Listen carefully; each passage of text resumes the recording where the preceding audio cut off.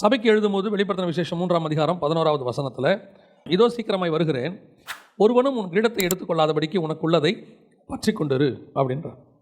ஆண்டவர் வரும்பொழுது நம்மிடத்தில் எதிர்பார்க்கிற சில முக்கியமான குவாலிட்டிஸ் இருக்குது. ஒவ்வொரு சபையும் எழுதும்போது 2ஆம் அதிகாரத்திலே இருக்கட்டும் 3ஆம் அதிகாரத்திலே இருக்கட்டும், ஜெயம் கொள்ளுகிறவன் எவனோ அவனை என் தேவனுடைய ஆலயத்தில் தூணாக்குவேன், ஜெயம் கொள்ளுகிறவன் எவனோ அவனுக்கு ஜீவரட்சத்தின் கனியை புசியை கொடுப்பேன், ஜெயம் கொள்ளுகிறவன் எவனோ அவனை என்னோடு கூட சிங்காசனத்தில் உட்கார வைத்துக் கொள்வேன். இதெல்லாம் கர்த்தர் சொல்லிக்கிட்டே இருக்கிறார். இது ஆண்டவர் நமக்கு கொடுக்கக்கூடியதான கிஃப்ட், அவருடைய வருகையில் கிடைக்கக்கூடியதான ஆசீர்வாதம். ஆனால் வருகையில் கர்த்தர் நம்மை கொண்டு போவதற்கு அல்லது வருகையில் நம்மளை சேர்த்து கொள்வதற்கு, இந்த கிஃப்டெல்லாம் பெறுவதற்கு ஒரு கண்டிஷன் இருக்குது. என்ன இருக்குன்னா, இதோ சீக்கிரமாய் வருகிறேன், ஒருவனும் உன் கிரீடத்தை எடுத்துக்கொள்ளாதபடிக்கு உனக்குள்ளதை பற்றி கொண்டிரு அப்படின்னு சொல்கிறார். புதிய ஏற்பாட்டை பொறுத்த வரைக்கும் நிறைய பேர் சொல்கிறது என்னென்னா, அன்கண்டிஷனல் கிரேஸ் அப்படின்னு சொல்கிறாங்க. அதாவது எந்த விதமான நிபந்தனைக்கும் உட்படாத ஒரு கிருபை இருக்கிறது அப்படின்னு. கிருபை இருக்கிறது, ஆனாலும் அந்த கிருபையிலே கர்த்தர் நம்மகிட்டையும் சில காரியங்களை எதிர்பார்க்கிறார். அது கர்த்தர் நம்மகிட்ட எக்ஸ்பெக்ட் பண்ணக்கூடியது, சபைக்கிட்ட எதிர்பார்க்கிறது, ஒரு மணவாளன் ஒரு மணவாட்டிக்கிட்ட எதிர்பார்க்கிறது. இதெல்லாம் இருந்தால்தான் அவருக்கு மணவாட்டியாய் மாற முடியும். எதுவுமே இல்லை, நம்ம எப்படி இருந்தாலும் அது மன்னிக்கிறது. எப்படி இருந்தாலும் கர்த்தர் நம்மளை மன்னிக்கிறார். பாவ மன்னிப்பு அப்படி தான் நமக்கு வந்துச்சு. இயேசு கிறிஸ்துவின் ரத்தம் சகல பாவங்களையும் என்ன செய்யுது? மன்னிக்கிறது. ஆனால் மன்னிக்கப்பட்ட பிறகு, மீட்கப்பட்ட பிறகு கர்த்தர் நம்மகிட்ட சில கிரைட்டீரியா எதிர்பார்க்கிறார். திருமணமாகிறதுக்கு முன்னாடி மனைவி அவங்க அப்பா அம்மா வீட்டில் எப்படி வேணாலும் இருந்திருக்க முடியும். ஆனால் இங்கே வந்த பிறகு சில கண்டிஷன் இருக்குது, இப்படி தான் இருக்க முடியும் அப்படின்னு சொல்லி. திருமணமாகிறதுக்கு முன்னாடி ஒரு கணவன் எப்படி வேணாலும் இருந்திருக்கலாம், ஆனால் குடும்பம்னு வந்த பிறகு ஒரு சில கண்டிஷன்ஸ் இருக்குது, இப்படி தான் இருக்க முடியும் அப்படின்னு சொல்லி. இதுதான் கிருபை இருக்குது, லவ் இருக்குது, ஆனால் ஒரு கண்டிஷனும் இருக்குது. இன்றைக்கி கடைசி காலத்தில் ஏன்னா இதை உங்களுக்கு சொல்கிறேன்னா, கணவனும் மனைவியுமான சபைக்கும் கிறிஸ்துவுக்குமான உறவு என்று வேதம் சொல்கிறது. அப்போ கிறிஸ்து சபையினிடத்திலும் அப்படி ஒரு எதிர்பார்ப்பை வச்சிருக்கிறார். என்ன எதிர்பார்ப்பு? நான் சீக்கிரமாக வருவேன், வரும்போது உங்கள்கிட்ட ஒன்று கொடுத்துட்டு போயிருக்கிறேன், நான் அதை பத்திரமாய் பற்றி கொண்டிரு, உனக்கு உள்ளதை பற்றி கொண்டிரு. சில நேரங்களில் அதுதான் நமக்கு திரும்பி பார்க்கும்போது கர்த்தர் நம்மக்கிட்ட எதிர்பார்க்கக்கூடியதான மிக முக்கியமான விஷயமாக இருக்கும். என்ன அப்படின்னு கேட்டிங்கன்னா, திரும்பி பார்க்கும்பொழுது யூத கலாச்சாரத்தில் ஒன்று சொல்லுவார்கள். நம்ம கம்யூனியன் எடுக்கிறோமே, அதுக்கு ஒரு கான்செப்ட் சொல்லுவாங்க. என்ன அப்படின்னா, ஏன் நம்ம கையில் அப்பமும் ரசம் ஆண்டவர் கொடுத்துட்டு போயிருக்கிறாரு அப்படின்னு கேட்டிங்கன்னா, மணவாட்டியை யூத முறைப்படி யூத கல்ச்சரில் ஒரு ஃபிக்ஸ் பண்ணும்போது, நிச்சயம் பண்ணும்போது, அந்த மணவாட்டி கையில் அந்த மணவாளன் ஒரு கப்பு திராட்சை ரசத்தை கொடுத்துட்டு போவார். அந்த மணப்பெண்ணுக்கு அந்த மணவாளனை பிடிச்சிருக்குதா இல்லையான்னு தெரியறதுக்காக, ஒருவேளை பெற்றோரோட கட்டாயத்தினால ஓகே சொன்னாங்களா அப்படின்றதுக்காக என்ன செய்வாங்களாம், ஒரு கப்பு திராட்சை ரசத்தை கொடுத்துட்டு போவாங்க. திரும்பி பார்க்கும்போது அந்த திராட்சை ரசத்தில், அந்த கப்பில் அந்த திராட்சை ரசம் குறைஞ்சிருந்தா அந்த அம்மாவுக்கு அவரை பிடிச்சிருக்குன்னு அர்த்தம். ஒருவேளை அந்த திராட்சை ரசத்தோட கப்பு குறையாமல் அவர் கொடுத்துட்டு போன அதே அளவில் இருந்தால் அந்த அம்மா அதை குடிக்கலை, அவரை பிடிக்கலைன்னு அர்த்தமா. இது ஒரு ட்ரெடிஷன். இது வேதத்தில் சொல்லப்பட்டதுக்கு அல்ல, வேதத்தில் சொல்லப்பட்டதுக்கு பின்புலமாக இருக்கக்கூடிய ட்ரெடிஷனை சொல்லுவாங்க, பாரம்பரியம். அதன்படி அது அந்த மணவாட்டியை பார்க்கும்போது அவர் எதிர்பார்க்குறார். வசனத்தில் கூட ஒரு சிலது இருக்குது, மணவாளன் வரும்போது கல்யாண வஸ்திரம் தரித்திராதவர்களாய் காணப்பட்டவர்கள். அவர் பார்க்கும்போது சில காரியங்களை பார்க்குறாரு. கல்யாண வஸ்திரம் இருக்குதா, கர்த்தரை எக்ஸ்பெக்ட் பண்ணக்கூடியதான குணாதிசயம் இருக்கா அப்படின்னு சபைக்கு பார்க்குறாரு. ஒரு சபையில் அடிக்கடி நான் சொல்கிற ஒரு வார்த்தை, ஒரு சபையில் மெம்பராக இருக்கிறதுனால, அதுவும் ஆவிக்குரிய சபையில் மெம்பராக இருக்கிறதுனால, தசமபாகம் காணிக்க மட்டும் கொடுக்கறதுனால மட்டும் பரலோகத்துக்கு கன்ஃபார்ம் ஆகிட்டோன்னு சொன்னால், நம்மளை மாதிரி ஏமாளி உலகத்தில் யாருமே கிடையாது.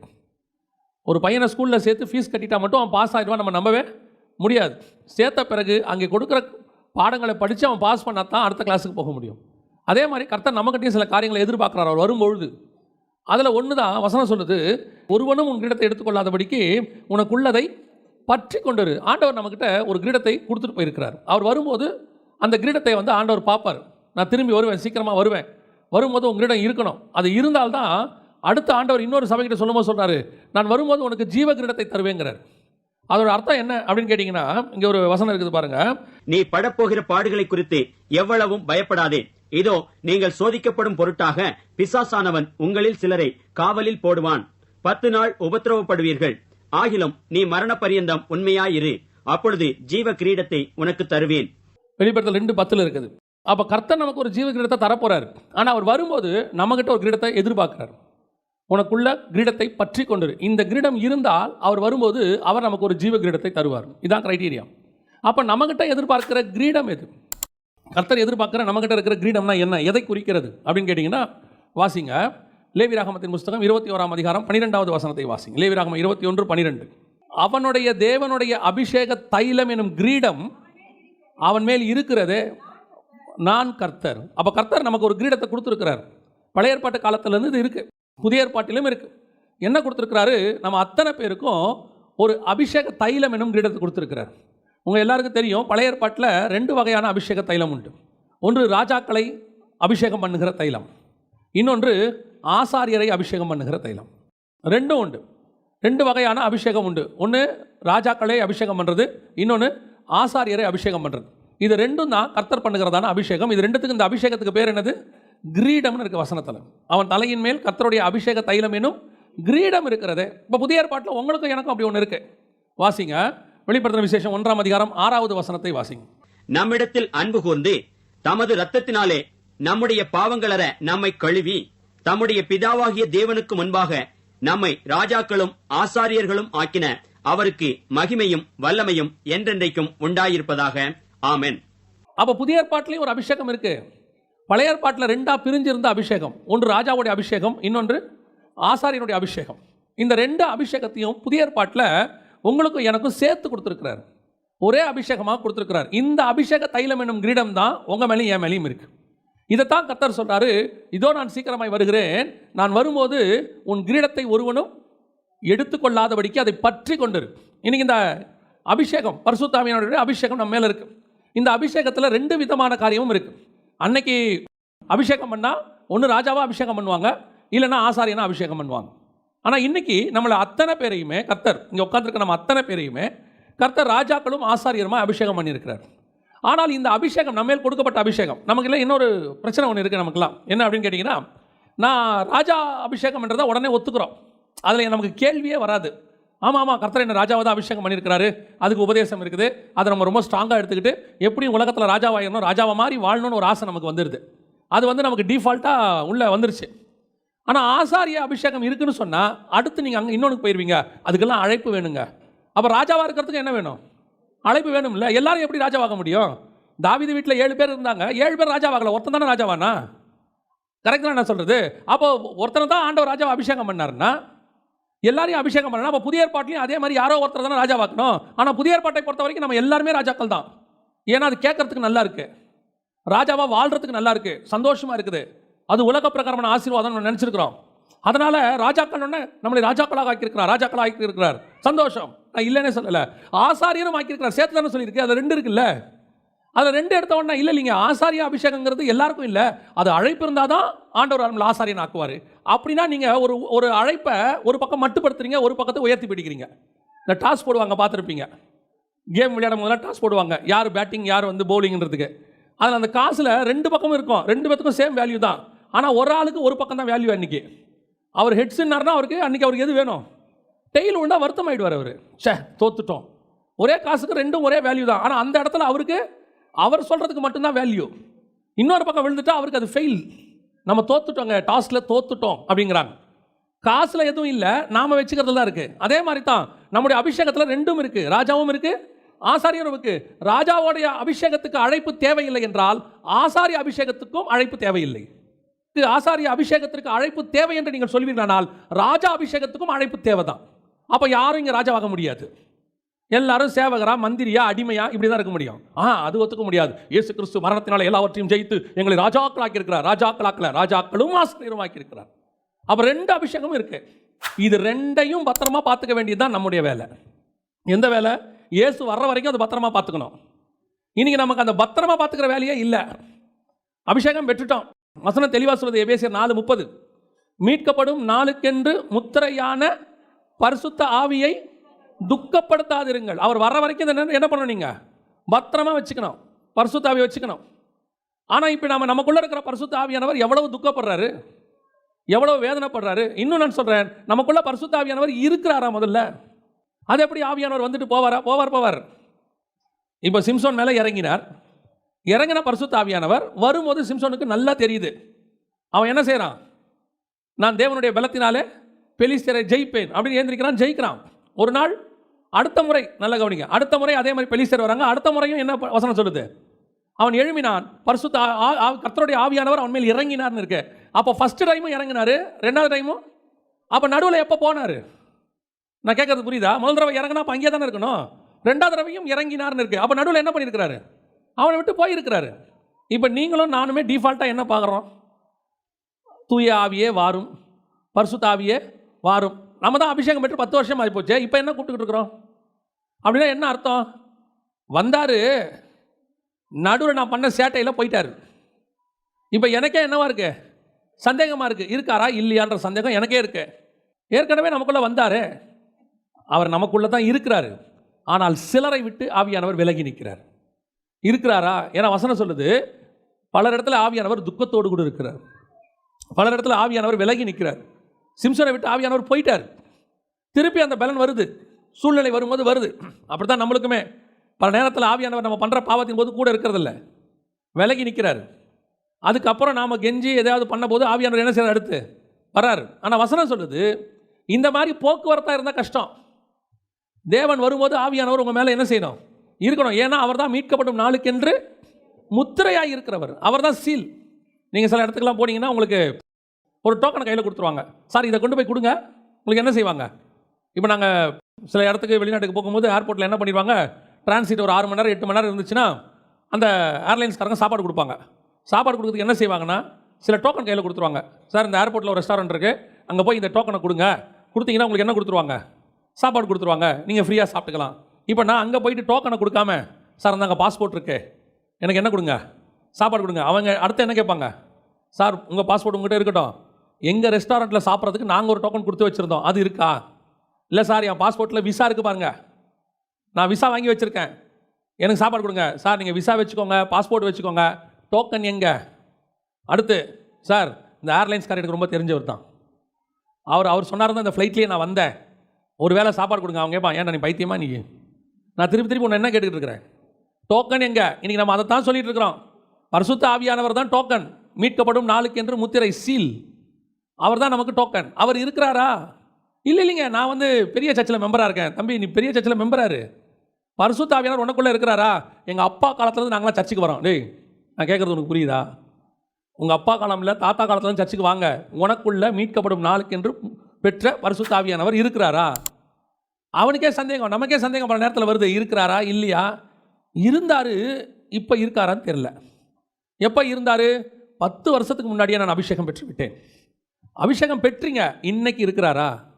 அதுதான் கர்த்தருடைய கேள்வி. கர்த்தர் அபிஷேகம் பண்ணினார், ஆனால் சில நேரங்களில் அபிஷேகம் நம்ம விட்டு போகும், நமக்கு அது தெரியாது. நம்ம இருக்குன்னு நினச்சிக்கிட்டு உட்காந்துக்கிட்டே இருப்போம். கர்த்தர் வரும்போது, ஏன் நான் இப்போ நான் சொல்கிறேன்னா, இப்போவே நமக்கு அது இல்லைன்னு தெரிஞ்சால் நம்ம போய் என்ன செஞ்சிடலாம்? புதுப்பித்துக் கொள்ளலாம், கேட்கலாம், ஏதாவது ஒன்று செய்யலாம். இப்போ உதாரணமாக பாருங்கள், 1 சாமுவேலின் புஸ்தகம் 15:22 வாசி. அதற்கு சாமுவேல், கர்த்தருடைய சத்தத்திற்கு கீழ்ப்படுகிறதை பார்க்கிலும் சர்வாங்க தகனங்களும் பலிகளும் கர்த்தருக்கு பிரியமாயிருக்குமோ? பலியை பார்க்கிலும் கீழ்ப்படிதலும் ஆட்டுக்கடாக்களின் நிலத்தை பார்க்கிலும் செவி கொடுத்தலும் உத்தமம். ஒரு மிக முக்கியமான இடத்துல இருக்கிறார், ராஜாவாக அபிஷேகம் பண்ணப்பட்டிருக்கிறார். இப்போ நம்ம ராஜாக்களும் ஆசாரியமாக இருக்கிறோம். அதில் முதல் பார்ட் பார்க்குறோம். ராஜாவாக ஏன் நம்ம சவுலை பார்க்குறோன்னா, அவர் தான் ஃபஸ்ட்டு ராஜா. வேதத்தில் இருக்கக்கூடியதான ஃபஸ்ட்டு கிங் அவர் தான். நம்ம தேவனால் அபிஷேகம் பண்ணப்பட்டதில்லை, ஃபஸ்ட்டு கிங்கு கர்த்தர் அபிஷேகம் பண்ணியிருக்கிறார். ஆனால் சவுல் அபிஷேகம் பண்ணும் போது சவுலுக்கு தெரியும் கர்த்தர் தன்னை அபிஷேகம் பண்ணார். யாரை வச்சு பண்ணார்? சாமுவேலை வச்சு பண்ணார். ஆனால் கர்த்தர் அவரை தள்ளினது சவுலுக்கு தெரியுமா? வாசிங்க, ஆண்டவர் சொல்றார் பாருங்க, 16ஆம் அதிகாரம் 1வது வசனம் வாசிங்க. கர்த்தர் சாமுவேலை நோக்கி, இஸ்ரவேலின் மேல் ராஜாவாயிராதபடிக்கு நான் புறக்கணித்து தள்ளின சவுலுக்காக நீ எந்த மட்டும் துக்கித்துக் கொண்டிருப்பாய்? அப்ப நல்லா வசனம் சொல்லுது பாருங்க. அபிஷேகம் பண்ணும் போது சவுலுக்கு தெரியுது கர்த்தர் ராஜாவா என்ன பண்ணியிருக்கிறாரு, அபிஷேகம் பண்ணி இருக்கிறாரு. ஆனால் கர்த்தர் புறக்கணித்து தள்ளின, அவர் சொல்றார் நான் புறக்கணித்து தள்ளின சவுலுக்காக. இது எப்ப நடந்துச்சு? பெரிய கொடுமை என்ன தெரியுமா? கர்த்தர் அவனை புறக்கணித்து தள்ளினது ராஜ்யபாரம் பண்ணின 2வது வருஷமே தள்ளிட்டார். அந்த இடத்துல நீங்க வாசிக்கும் போது 13ஆம் அதிகாரத்தில் 1வது வசனம், சவுல் ராஜ்யபாரம் பண்ணி 1 வருஷம் ஆயிற்று, அவன் இஸ்ரவேலை 2ஆம் வருஷம் அரசாண்ட போது. அந்த இடத்துல ஒரு சம்பவம் நடக்குது, அதுல கர்த்தருக்கும் சவுலுக்கும் பிரச்சனை வருது. 14வது வசனம், இப்பொழுதோ உம்முடைய ராஜ்யபாரம் நிலை நிற்காது, கர்த்தர் தம்முடைய இருதயத்துக்கு ஏற்ற ஒரு மனுஷனை தேடி அவனை கர்த்தர் தம்முடைய ஜனத்தின் மேல் தலைவனாக இருக்க கட்டளையிட்டார், கர்த்தர் உமக்கு விதித்த கட்டளை நீர் கைக்குள்ளவில்லையே என்று சொன்னான். நல்லா கவனிச்சுக்கொள்ளுங்க, வசனம் தெளிவா இருக்கு. ராஜ்யபாரம் போயிருச்சு. எத்தனாவது வருஷம்? 2வது வருஷம். சவுல் எத்தனை வருஷம் ராஜாவா இருந்தாரு? 40 வருஷம் ராஜாவா இருக்கிறாரு. அடுத்த 38 வருஷம் சவுலுக்கு தெரியாது தான் ராஜா இல்லை என்று. ஆனால் அவன் ராஜாவாக உட்கார்ந்திருக்கிறான். அவனை பொறுத்த வரைக்கும் அவன் ராஜா, ஆனால் தேவனை பொறுத்த வரைக்கும் புறக்கணித்து தள்ளப்பட்டவன். அவனுடைய அபிஷேகம் அவனை விட்டு போனதே அவனுக்கு தெரியாது. இதுதான் இன்னைக்கு நம்மகிட்ட இருக்கிற பிரச்சனை. கர்த்தர் சொல்றாரு, நான் உன்னை புறக்கணித்து தள்ளினேன். அதை யார் சொன்னா? சாமுவேல் சொல்லிட்டான், கர்த்தர் உன்னை தள்ளினார் அப்படின்னு சொல்லியாச்சு.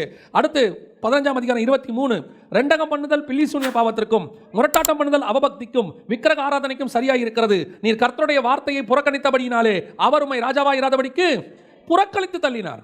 2 தடவை ஆண்டவர் திருப்பி திருப்பி சொல்றாரு, நீ ராஜா கிடையாது, நீ ராஜா கிடையாது. ஆனால் சவுலுக்கு உணர்வே இல்லை பாருங்க, நான் தான் ராஜா, நான் தான் ராஜா. ஏன் கர்த்தர் ஒரு நாள் என்ன அபிஷேகம் பண்ண? ஆமா, ஒரு நாள் அபிஷேகம் பண்ண எந்த சாமுவேலை வைத்து அபிஷேகம் பண்ணாரோ அதே சாமுவேலை வைத்து தான் கர்த்தர் சொல்றாரு, நீ ராஜாவாயிராதபடிக்கு நான் புறக்கணித்து தள்ளினேன். சொல்லியாச்சு, ஆண்டவர் சொல்லிட்டார். அதுக்கப்புறம் 38 வருஷம் சவுல் தன்னை ராஜாவா நினைச்சுக்கிறான். யோசித்து பாருங்க, எவ்வளவு பெரியதான ஒரு கொடுமை பாருங்க. பைபிளில் சொல்லுது, கர்த்தருடைய பார்வைக்கு அவன் ராஜாவே கிடையாது. இந்த மாதிரி நிலைமையில் தான் நீங்கள் நான் இருக்கிறோம். ஆண்டவர் சொல்றார், உனக்குள்ளதை பற்றி கொண்டிரு. எது? என் மேல் அபிஷேக தைலம் என்னும் கிரீடம் இருக்கு. அன்னைக்கு சவுலை ராஜாவாக அபிஷேகம் பண்ணினவர் இன்னைக்கு என்ன ராஜாவும் ஆசாரியனுமாய் அபிஷேகம் பண்ணியிருக்கிறார். அவர் பண்ண அபிஷேகமான அந்த ராஜாவும் ஆசாரியும் என்கிற அபிஷேகம், அந்த கிரீடம் இன்னும் நம்ம மேல் இருக்கிறதா? என்னைக்கு போச்சு? வசனம் சொல்லுது, நீர் கர்த்தருடைய வார்த்தையை புறக்கணித்தீர், பலியை பார்க்கிலும் கீழ்ப்படிதல் உத்தமம். இந்த வசனத்தை பேசிட்டு இருக்கும்போது, இந்த வசனத்தை எடுக்கும்போது, நேற்று நானும் இன்னொரு ஊழியக்காரரும் பேசிகிட்டு இருந்தோம். பேசிகிட்டு இருக்கும்போது அவர் ஒரு கேள்வி கேட்டார். அப்போ இந்த ரெஃபரன்ஸ் ஆண்டவர் கொடுத்தார். ஆனால் அதுக்கப்புறம் தான் இந்த செய்தியை வேற ஒரு காரணத்துக்கு கொடுக்கும்போது இந்த வசனத்தை ஆண்டவர் சொல்கிறார். எப்படின்னு கேட்டால், இப்போது சவுல் எடுத்து வச்சிருக்கிற அமலேக்கியர் மாடெல்லாம் இருக்குல்ல, அவன் எதுக்காக எடுத்து வச்சிருக்கிறான்? கர்த்தருக்காக என்ன செய்கிறான்? பலிக்காக எடுத்து வச்சான். அவன் எதுக்கு எடுத்து வச்சான்றது கர்த்தருக்கு தெரியும். ஆனால் அவன் என்ன சொன்னான்? அஃபிஷியல் ரெக்கார்டு என்ன? ராஜா என்ன சொல்கிறாரு? கர்த்தருக்காக வைக்கிறேன். அப்போ கர்த்தர் கேட்குறாரு, பலியை பார்க்கிலும் கீழ்ப்படிதல் உத்தமம். நான் உனக்கு ஒன்று சொன்னேன், நீ எனக்காக அதை மீறி செய்கிற. ஆனால் காரணம் கேட்டால் எனக்காகன்னு சொல்கிற. இந்த இடத்துல விஷயம் புரியுதா? கர்த்தர் என்ன சொல்கிறாரு? நான் உன்னை அதை கொல்ல சொன்னேன், நீ அதை கொல்லாமல் வச்சிருக்கிற. ஏன் கொல்லாமல் வச்சிருக்கனா? எதுக்காக வச்சிருக்கிற? உங்களுக்காக தான் சொல்கிற. ஆண்டவர் சொல்கிறாரு, இதுக்கு பேர் நீ என் வார்த்தையை புறக்கணிச்சிட்டேன்றார். கர்த்தர் ஒன்று சொன்னால் அதை 100% செய்யணும். ஆவியானவர் ஒன்று சொன்னால் அதை 100% செய்யணும். அதில் நீங்கள் உங்களுடைய ஞானத்தையோ உங்களுடைய அறிவையோ அல்லது உங்களுடையதான அதிமேதாவித்தனத்தையோ மிக்ஸ் பண்ணிட்டீங்கன்னா, நேற்று என்ன பேசிகிட்டு இருந்தோம்? கர்த்தர் உங்களை ஒரு ஊழியத்தின் பாதையாக கூட இருக்கட்டும், ஆவிக்குரிய வாழ்க்கையாக கூட இருக்கட்டுமே, உங்களை ஒரு அழைப்புக்கு அழைச்சிருக்கிறார். அந்த அழைப்பில் நம்மால் என்ன பண்ணுவான்னு கேட்டிங்கன்னா, அவனுடைய மிக்ஸ் பண்ணுவான். இப்போ ஒரு உதாரணத்துக்கு, இப்போது ஒருத்தர் ஊழியத்துக்கு ஆண்டவர் கூப்பிட்டுருக்கிறார், இந்த ஊழியத்துக்கு வா அப்படின்னு சொல்லிடுவார். அது அவங்க அப்பா அம்மாவுக்கும் தெரிஞ்சுக்க வாய்ப்பு இருக்குதுன்னு வச்சுக்கோங்களேன், ஒரு உதாரணத்துக்கு. ஆனால் அப்பா அம்மா என்ன சொல்லுவாங்க தெரியுமா? ஊழியத்துக்கு ஆண்டவர் அழைச்சது உண்மைதான், கர்த்தர் ஊழியத்துக்கு அழைச்சது உண்மை, அதில் எந்த மாற்று கருத்தும் இல்லை. ஆனால் ஒரு டிகிரி முடிச்சுட்டு போயிடுங்க. எதுக்கு? எதுக்கு? கர்த்தர் உன்னை இந்த வேலை செய்ய சொன்னார், இந்த வேலைக்கு அந்த டிகிரி கிடையாது. ஆனால் நீங்கள் என்ன சொல்கிறீங்கன்னா, டிகிரி முடிச்சுட்டு போயிடுங்க. எதுக்கு இந்த டிகிரி முடிச்சுட்டு வரணும்? இல்லை, அப்படி ஒருவேளை நாளைக்கு பின்ன மினிஸ்ட்ரியில் ஏதாவது பிரச்சனை வந்தா, அப்போ உன்னுடைய மைண்டில் ஆரம்பிக்கும் போதே நீ என்ன சொல்லி கொடுக்குற? கர்த்தரை நம்பி போகிறவனுக்கு சொல்கிற, பிரச்சனை வந்தால் திருப்பி டிகிரி உதவும். நீ நம்பி போகிற கர்த்தர் கடைசி வரைக்கும் உதவார் கிடையாது. பிரச்சனை வந்தால் நடுவில் எது உதவும்? இப்போ சொல்கிறேன், படிக்கக்கூடாதுங்கிறது என் கான்செப்ட் இல்லை. உன்னை கர்த்தர் பிரத்யேக அழைப்புக்கு அழைச்சிருக்கும் போது நீ அதுக்கு ஏற்றபடி தான் போகணும். நீ அதுக்கு ஏற்றபடி தான் என்ன செஞ்சுருக்கணும்? போகணும். நீங்கள் நடுவில் உங்கள் ஞானத்தை என்ன பண்ணுவீங்க? மிக்ஸ் பண்ணுவீங்க. இப்போது மோசேக்கு பயங்கரமான ஞானம். எப்படிப்பட்ட ஞானம்? எகிப்தின் கலைகளிலே அவன் வல்லவன், வாக்கிலே வல்லவன், எகிப்தின் கலைகளிலே சிறந்தவன். அப்போஸ்தலர் நடபடிகள் சொல்லுது. இப்போ கர்த்தருக்கு மோசையை வச்சு என்ன கட்டணும்? ஆசாரிப்பு கூடாரம் கட்டணும். ஆனால் மோசே கிட்ட இருக்கிற கன்ஸ்ட்ரக்ஷன் மெத்தட் என்ன தெரியுமா? Egyptian method. ஈஜிப்டில் பெஸ்ட் கட்டுவார், அவர் பயங்கரமாக கட்டுவார். இப்போ கர்த்தர் கூப்பிட்டாரு, மோசே நம்ம ஒரு ஆசாரிப்பு கூடாரம் கட்டுவோமா? பேஷா, செமையாக கட்டிடுவோம். நான் எகிப்தில் ராமசேஸுக்கு ஒரு ஊரையே கட்டியிருக்கிறேன், நீங்கள் என்ன எப்படின்னு மட்டும் சொல்லுங்கள், எப்படி கட்டி கொடுக்குறேன்னு மட்டும் நீங்கள் பாருங்கள். ஆண்டவர் சொன்னார், எப்படி கட்டணும்னு நானே சொல்கிறேன். சரி விடுங்க, பொருளெல்லாம் நல்லா காஸ்ட்லியாக போட்டு சில ஆளை நம்ம கூப்பிட்டோன்னு வச்சுக்கோங்க. பிரதர், ஆண்டவருக்கு சர்ச்சு கட்டுறோம் பிரதர், எப்படி கட்டுறோம் தெரியுமா? நீ எப்படி கட்டாத, நான் சொல்கிறபடி கட்டு. சரி விடுங்க, பொருளெல்லாம் காஸ்ட்லியாக போட்டுருவோம், அதுவும் போடப்படாது. பொருளும் நானே சொல்லுவேன், அந்த பொருள் தான் போடணும், இந்த கம்பெனியில் தான் போய் நீ வாங்கணும். சரி ஓகே, கட்டுற ஆள் தி பெஸ்ட்டு ஆர்கிடெக்ட் ஈஜிப்ட்லேருந்து வர வச்சுருவோம், சூப்பராக கட்டுவான். அதுவும் கூடாது, அதுவும் கீழே ஒருத்தன் கீழே இருக்கான் பெசலியல்னு, அவனையும் ரெடி பண்ணிட்டேன். இப்போ நான் என்ன பண்ணணும்? உட்காந்து நின்று பாரு, கட்டுறதை என்ன செய்ய பாரு, கற்ற பொருள் கூடாரத்துக்குள்ளே இருக்கு, கற்ற பிளான் மலையில் காமிச்சனே அதே மாதிரி கட்டு, கற்ற ஆள் அவனும் கீழே இருக்கான். நான் என்ன பண்ணணும்? இவெல்லாம் ஒழுங்காக சரியான மட்டும் பாரு. ஆண்டவரே, நான் எகிப்தில் ராமசேஸ் கட்டினேன், அதனால தான் சொல்கிறேன். நீ எபிரேய கட்டடக்கலையை படிச்சிருந்தீங்கன்னா நான் உன்னை வச்சு எபிரேய கட்டடத்தை கட்டுவேன். நீ படித்ததெல்லாம் என்னது? எகிப்திலுடைய ஞானம். இப்போ எனக்கு அந்த ஞானம் வேணாம். எனக்கு என்ன தெரியுமா வேணும்? நான் சொல்லுகிறதை கீழே கட்டுவதற்கு கீழ்ப்படிதல் உள்ள ஒரு ஆள் எனக்கு வேணும். இன்னைக்கு இதுதான் மினிஸ்ட்ரியில் இருக்கக்கூடிய பிரச்சனை, ஆவிக்குரிய வாழ்க்கையில் இருக்கிற பிரச்சனை. கர்த்தர் உன்னை கூப்பிட்டு ஒரு வேலை செய்ய சொன்னால் அந்த வேலையை மட்டும் செய்யுங்க. இதை தாண்டி என்ன பண்ணுறது? அந்த ஞானத்தை உள்ளே கொண்டு வந்து சேர்க்கறது, அவங்ககிட்ட இருக்கிற அனுபவத்தை கொண்டாந்து கொட்டுறது. நான் இதே வேலையை ஆண்டவர் சாலமோன்ட்டையும் செய்வார். தாவீது அந்த பிளானை கொண்டாந்து கொடுத்துட்டு சொல்லுவார், கர்த்தர் உனக்கு சொன்னதுபடி செய்வதற்கு நீ எச்சரிக்கையாயிரு. ஏன்? நீ ரொம்ப ஞானம் சாலமோன், நீ அடித்து புழிஞ்சு கட்டிடுவ, அடி பின்னி எடுத்துருவ, அதெல்லாம் பார்த்துக்கலாம்ப்பா. அதெல்லாம் நீ உன் அரண்மனையை கட்டுறதுல வச்சுக்கோ. என்னுடைய ஆலயத்தை நான் சொல்கிறபடி தான் நீ கட்டணும். அதுதான் ப்ரொசீஜர். இன்னைக்கு பலியை பார்க்கிலும் கீழ்ப்படிதல். கீழ்ப்படிதல் கிடையாது. பலி யாருக்கு செலுத்துகிறோம்? கர்த்தருக்கு தானே செலுத்துகிறோம். பலியை சூப்பராக செலுத்துவோம். எப்படி பலி செலுத்துவேன்? பாருங்க, அவங்க கோழி கொடுக்குறாங்க, அவர் ஒட்டகம் கொடுக்குறாரு, நம்ம ஆண்டவருக்கு பலி செலுத்துகிறோம், 2 டைனோசரை கொடுக்குறோம். என்ன சொல்கிறீங்க? ஏன் ஆண்டவருக்கு செய்யணுமா? சும்மா பெருசாக செய்யணுங்க. ஆண்டவர் சொல்கிறார், பாரு, நேராக போய் 1 வயசில் இருக்கிற ஒரு ஆட்டுக்குட்டியை கொடு. ஆண்டவரே, அது 300 ரூபா கூட வராது, உனக்கு விலை. என்னை பொறுத்த வரைக்கும் அதுக்கு பின்னாடி இருக்கிற ஆவிக்குரிய காரியம். இன்னைக்கு நிறைய பேர் இப்படி தான் இருக்கான். அவங்ககிட்ட என்ன இருக்கோ அதை கர்த்தருக்கு தி பெஸ்ட்டாக செய்யணும், தி பெஸ்ட்டாக செய்யணும். உன் எண்ணம் நல்லது, உன் பலி நல்லது. கர்த்தர் அதை விரும்பவில்லை. கர்த்தர் எதை விரும்புகிறார் தெரியுமா? கீழ்ப்படிதலை விரும்புகிறார். உங்ககிட்ட இருக்கிற டேலண்ட்டை விட நீ தான் எனக்கு முக்கியம். உன் கையில் இருக்கிற கிட்டாரை விட, உன் கையில் இருக்கிற கீபோர்டை விட, உன் கையில் இருக்கிற கன்ஸ்ட்ரக்ஷன் நாலேஜை விட, உன் கையில் இருக்கக்கூடிய எந்த விதமான உலகத்தின் அனுபவத்தை விட எனக்கு நீ தான் முக்கியம். ஏன்? இது எல்லாத்தையும் நான் உலகத்தில் இருக்கிற யார்கிட்ட வேணா வாங்கிப்பேன், ஆனால் கீழ்ப்படிதல் உங்ககிட்ட மட்டும்தான் நான் வாங்க முடியும். இன்னைக்கு ஏன் கர்த்தர் புறக்கணித்து தள்ளினார்? தி பெஸ்ட் இருக்கிற நல்ல கொழுமையானதெல்லாம் எடுத்து வச்சுப்போம். எதுக்கு? கர்த்தருக்கு. நானே வேணாங்கிற, நீ எனக்கு செய்கிற. சிலர் அதுதான் பெரிய பிரச்சனை. இன்னைக்கு கர்த்தர் இவனுடைய அபிஷேகம் எங்கே போச்சு? கர்த்தர் அன்னைக்கும் அதே தேவன் தான், இன்னைக்கும் அதே தேவன் தான், எந்த மாற்று கருத்தும் இல்லை. அன்னைக்கு வெளியே ஒரு ஆலயத்தை கட்டினார், இன்னைக்கு உள்ள ஒரு ஆலயத்தை கட்டிட்டு இருக்கிறார். அன்னைக்கு கர்த்தர் எதிர்பார்க்குற பலியும் இன்னைக்கு எதிர்பார்க்குற பலியும் ஒன்று தான். அது வெளியரங்கமாக, இது ஸ்பிரிச்சுவலா. அப்போ ஸ்பிரிச்சுவலா கர்த்தர் எதிர்பார்க்கும் போது உன் பலி எப்படிப்பட்டதாக இருக்க வேண்டும் தெரியுமா? கீழ்ப்படிதல் உள்ளதாக. ஆண்டவர் என்ன சொன்னார் அதாங்க. நமக்கு ஆசை இருக்குது, பாசம் இருக்குது, ஆண்டவர் மேலே ரொம்ப வைராகியம் இருக்குது. சிலர்லாம் சொல்கிறாங்க, பாருங்க, உலக பிரகாரமான ஒரு மனுஷன் லைட் மியூசிக் நடத்தும் போதே கலர் கலராக லைட்டை போட்டு, ஸ்பீக்கரை போட்டு, சவுண்டை போட்டு, சும்மா கிராண்டாக 25 லட்சம் ரூபா செலவு பண்ணி அவனுடைய கடவுளுக்கு நடத்துகிறான். நான் ஏன் கடவுளுக்கு நடத்த போனேன் அப்படின்னா நான் எப்படி நடத்துவேன் தெரியுமா? அவனை விட 2 மடங்கு செலவு பண்ணி கிராண்டாக நடத்துவேன். கர்த்தர் கேட்குறாரு, கிராண்ட்னஸ்னால ஒருத்தன் ரட்சிக்கப்படுவானா, விசுவாசத்தினால ஒருத்தன் ரட்சிக்கப்படுவானா? நீ இவ்வளவும் நடத்துறது எதுக்காக? அல்டிமேட்டாக சோல் வின்னிங். இது ஒரே விஷயம்தான். இதை தவிர்த்து கிறிஸ்தவத்தில் வேற மீட்டிங்கே கிடையாது. எதை செய்தாலும் சோல் வின்னிங் தான் பேஸ். அந்த சோல் வினிங்கிறது நீ போடுற லைட்லையோ, நீ வைக்கிற மைக்கிலையோ, நீ பேக்கிற பாக்ஸ்லையோ இல்லை. அது எதில் இருக்கு? உன் மேலே இருக்கிற அபிஷேகத்தில் இருக்கு. அதுதான், அவ்வளோதான் விஷயம்.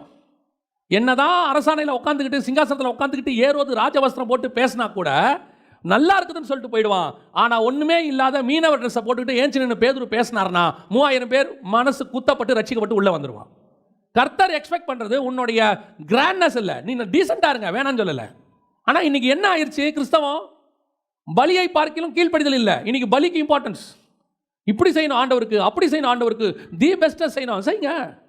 ஆனால் கர்த்தர் சொன்னால் செய்யுங்க. கர்த்தர் சொல்லாமல் செய்யாதீங்க. கர்த்தர் சொல்லாமல் செஞ்சு பயங்கர கிராண்டாக செஞ்சு எண்ட் ஆஃப் த டே முடிக்கும் போது பார்த்தீங்கன்னா bank loan, credit card loan, எல்லா லோனும் இருக்கு. நீ கர்த்தர் சொல்கிறபடி செஞ்சுப்பாரு, அதில் கடனே வராது, அதில் வேதனையே வராது, அதில் எந்த விதமான போராட்டம் வராது. அதில் ஒரு மகிமை இருக்கும், ஒரு பிரசன்ஸ் இருக்கும். கர்த்தர் சொன்னால் செய்யணும், அவ்வளோதான். கர்த்தர் உன்னை வச்சு பேழையை கட்டணும்னா உன்னை வச்சு கர்த்தர் பேழையை தான் கட்டுவார். இல்லை நோவா, காயின் பெரிய கோட்டை கட்டிட்டான், அந்த கோட்டையை இடிய போகுது, அதை விட நல்லா ஸ்ட்ராங்காக ஒரு கோட்டை கட்டுன்னு ஆண்டவர் சொல்லலை. ஆண்டவர் சொன்னார், ஒரு பேழை கட்டு. இதுக்காக ஜலப்பிரளயத்தில் எல்லாரும் சாக போகிறாங்க, இந்த கோட்டையில் இருக்கிறவங்களும் செத்துருவாங்கன்னா அப்போ அதை விட ஸ்ட்ராங்காக நம்ம கட்டணும். உன்னை பாதுகாக்கிறது பேழையினால் இல்லை, உன்னை பாதுகாக்கிறது என்னால். நான் நினச்சா பேழையும் க்ளோஸ் பண்ணிடுவேன், நான் நினச்சா அந்த பேழையை வச்சு உன்னை காப்பாற்றவும் செய்வேன். இன்றைக்கி நம்முடைய ஃபோக்கஸ் அந்த ஆடு மாடுகள் மேலே போயிடுச்சு, பலி மேலே போயிடுச்சு. அதனால் உன் அபிஷேகம் ஒன்று விட்டு போயிடுச்சு. இப்படியே கீழ்ப்படியாமல் போய் போய் ஒவ்வொரு விஷயத்தையுமே ஆண்டவர் சொல்ல சொல்ல கேட்கறது கிடையாது. எதை சொன்னாலும் மாற்றி மாற்றி செய்கிறது. ஏன்னா ஞானத்தை புகுத்துறது, உள்ள அள்ளி போடுறது. எனக்கு இல்லாத எக்ஸ்பீரியன்ஸா, நான் பார்க்காத ஊழியக்காரங்களா, எனக்கு தெரியாத ஊழியர்களா, எத்தனை வருஷமாக நான் பார்க்குறேன். நீங்கள் எத்தனை வருஷமாக பாருங்கள். சிலர்லாம் சொல்லுவாங்க 50 வருஷம் அனுபவம், 75 வருஷம் அனுபவம். இவ்வளோ அனுபவம் இருக்குல்ல, 2023 இதுக்கு முன்னாடி பார்த்துருக்கீங்களா? இவ்வளோ எக்ஸ்பீரியன்ஸ் இருக்குல்ல உங்களுக்கு. இதுக்கு முன்னாடி ஒரே ஒரு தடவை 2023 பார்த்துருக்கீங்களா? பார்க்கல. 2023 நீங்கள் முழுசாக புதுசாக இப்போ தானே பார்க்குறீங்க. அப்போ உங்களுக்கும் இது புதுசு தானே. அப்படித்தான் எல்லாருக்கும் புதுசு. உங்களுக்கு எக்ஸ்பீரியன்ஸ் எல்லாம் பழசு, வரப்போகிறது புதுசு. 2022 போல 23 இருக்காது, 23 போல 24 இருக்காது. Each and every year we have the new experience. இது எல்லாம் தெரிஞ்ச ஒருத்தர் இருக்கிறார் மேலே. அவர் சொல்கிறார் 2023 நீ இப்படி இரு, அப்படி இரு. ஏன்னா அவருக்கு தான் அது தெரியும். அப்படியே கொண்டு வந்து நான்லாம் 1945 பிறந்துட்டேன், அப்புறம் 46 என்ன நடக்குன்னு தெரிஞ்சா தெரில. அவ்வளோதான் எக்ஸ்பீரியன்ஸ். உங்கள் எக்ஸ்பீரியன்ஸை நான் குறையா சொல்லலை. அந்த எக்ஸ்பீரியன்ஸ் இன்னொரு தடவை வரும், அதுதான் நடக்கும்னு நம்ம சொல்ல முடியாது. புதுசாகவும் நடக்கும், வித்தியாசமாகவும் நடக்கும். அதுக்கு தான் நாம் செய்ய வேண்டியது ஒன்று, நம்முடைய ஆண்டவர் என்ன சொல்கிறாரோ அதன்படி செஞ்சுட்டே போயிட்டோம்னா பின்னாடி ஒரு பிரச்சனையும் இருக்காது. முதலாவது ராஜா புறக்கணித்து தள்ளப்பட்டான். அபிஷேகம் போயிடுச்சு. அதோட அவன் சந்ததிக்கு அது இல்லாமல் போயிடுச்சு பாருங்க.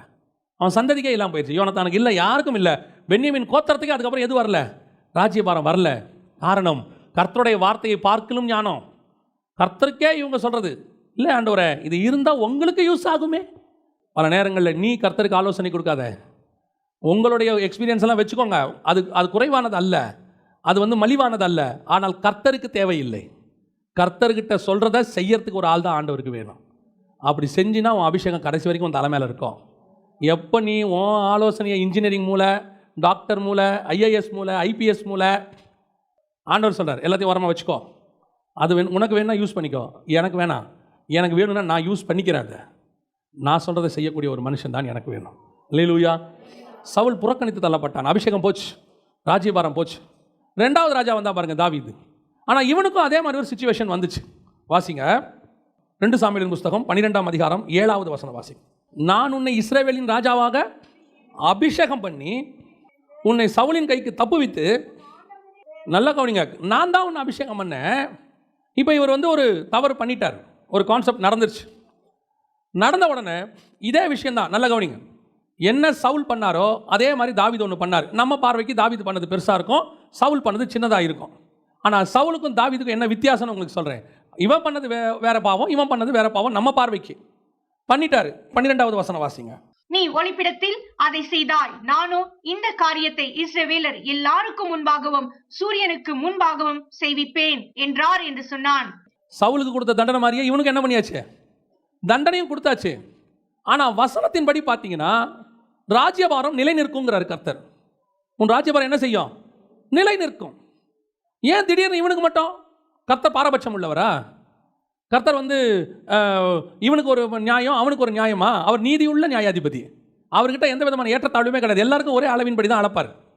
ஆனால் ஏன் இவனை அபிஷேகம் பண்ணவர் புறக்கணித்து தள்ளினேன்ட்டாரு? ஆனால் இவனை சொல்லும் போது சொல்லிட்டாரு, இல்லை உன் ராஜ்யபாரம் என்ன செய்யும்? பின்னாடி சொல்கிறார், நான் தான் சொல்கிறதான அந்த வார்த்தையை, உன்னுடைய வீட்டை கட்டப்படுவார், திருப்பி உன் ராஜ்யபாரம் நிலை நிற்கும், உனக்கு நான் திருப்பி தருவேன்னு ஆண்டவர் சொல்லிட்டார்.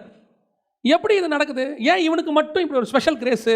அப்படின்னா ஸ்பெஷல் கிரேஸ் இல்லை, இவனுக்கும் அபிஷேகம் போச்சு, இவனுக்கும் அபிஷேகம் போயிடுச்சு. ஆனால் சவுலுக்கிட்ட இருந்த சுபாவம் என்ன தெரியுமா? அவன் மேலே இருந்த அபிஷேகம் போனதை பற்றி அவனுக்கு கவலையே கிடையாது. அவனை பொறுத்த வரைக்கும் ஜனங்களுக்கு முன்னாடி நான் எப்படி இருக்கணும்? ராஜாவாக இருக்கணும், கௌரவமாக இருக்கணும். கர்த்தருக்கு முன்பாக அவனுக்கு என்ன பிரச்சனையே கிடையாது. நீங்கள் பாருங்கள், பின்னாடி சவுல் போய் கேட்பாரு. அவர் என்ன சொல்கிறார் பாருங்க, 24வது வசனம், 1 சாமுவேல் 15:24. அப்பொழுது சவுல் சாமுவேலை நோக்கி, நான் கர்த்தருடைய கட்டளையும் உடைய வார்த்தைகளையும் மீறினதினாலே பாவம் செய்தேன். அடுத்த வார்த்தை இன்னொன்று சொல்லுவான் பாருங்க, இப்போதும் நீர் என் பாவத்தை மன்னித்து நான் கர்த்தரை பணிந்து கொள்ளும்படிக்கு என்னோட கூட திரும்பி வாரும் என்றான். நல்ல கவனிங்க, இவன் இவ்வளோ கேட்குறானே, இவன் இவ்வளோ காரியம் கேட்குறானே, நான் பாவம் செஞ்சுட்டேன், நான் கர்த்தருக்கு முன்பாக மன்னிப்பு கேட்குறேன். ஆனால் இவன் கேட்ட மன்னிப்பையும் பாவத்தையும் கர்த்தர் ஏன் அக்செப்ட் பண்ணவில்லை? இவன் அபிஷேகம் போனது போச்சு தான், அவ்வளோதான். நிறைய பேர் நான் பாவம் செஞ்சுட்டேன், நான் கர்த்தருக்கு முன்பாக பாவம் செஞ்சுட்டேன், நான் ஆமாம், ஆனால் கர்த்தர் அக்செப்ட் பண்ணாரா அவன் பாவம் மன்னிப்பேன்? நிறைய பேர் உட்காந்துட்டு போய் சிலர்கிட்ட கேட்டுக்கிட்டு இருப்பாங்க, எனக்கு பாவம் மன்னிப்பு கொடுங்க, என் பாவம் நான் பாவம் செஞ்சேன். அவங்க பாவம் மன்னிக்கப்பட்டுச்சா? இல்லை. ஆனால் இங்கே தாவீது கிட்ட வரான் பாருங்க, 13வது வசனம். அப்பொழுது தாவீது நாத்தானிடத்தில் நான் கர்த்தருக்கு விரோதமாய் பாவம் செய்தேன் என்றான். நாத்தான் தாவீதை நோக்கி, நீ சாகாதபடிக்கு கர்த்தர் உன் பாவம் நீங்க செய்தார். இது எப்படி? உடனே இமிடியட், உன் பாவம் நீங்க செய்தார். பாரபட்சமா இருக்கிற மாதிரி இருக்குதே பார்க்கறதுக்கு.